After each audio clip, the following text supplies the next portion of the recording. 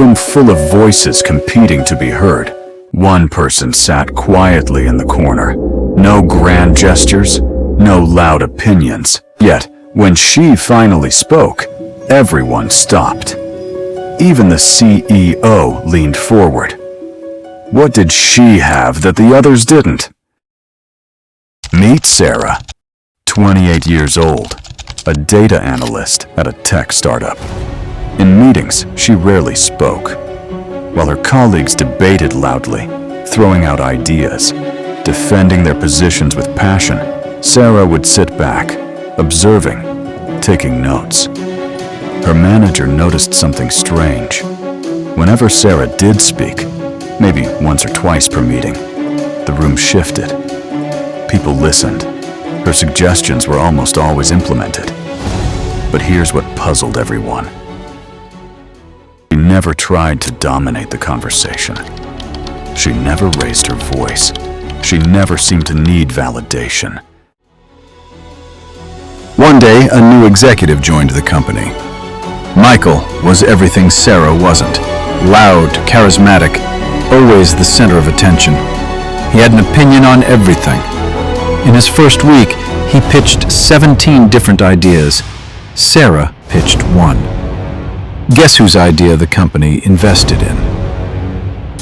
This wasn't luck. This was something psychologists call silent confidence, and it's one of the most misunderstood forms of power. The psychology unveiled. So, what was happening in that room? Why did Sarah's silence carry more weight than Michael's enthusiasm? The paradox of presence. Psychologist Susan Cain, in her research on introverts, discovered something fascinating. People who speak less are often perceived as more thoughtful. But it's not just about being quiet. It's about what that quietness represents. When Sarah sat in those meetings, her silence wasn't empty. It was full of observation, full of analysis. A 2018 study in cognitive neuroscience found that during periods of silence, the brain's default mode network activates, processing, connecting patterns, evaluating information that talkers miss because they're too busy formulating their next point. Sarah once explained her approach to a curious colleague. I don't speak to fill space. I speak when I have something that adds value. The difference is I spend time figuring out what that is. This reveals the first principle of silent confidence: intentionality over reactivity. While Michael was reacting to every topic, Sarah was choosing her moments.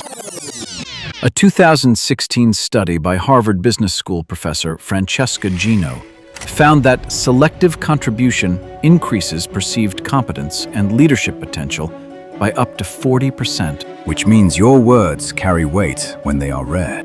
Remember that boardroom where Sarah sat quietly while others competed for attention? She wasn't being silent because she had nothing to say. She was silent because she had nothing to prove. And that's the paradox. The less you need to prove yourself, the more others believe in you. What would change if you spoke less and observed more? Let me know in the comments. And subscribe our channel to know more about human behavior and quiet psychology.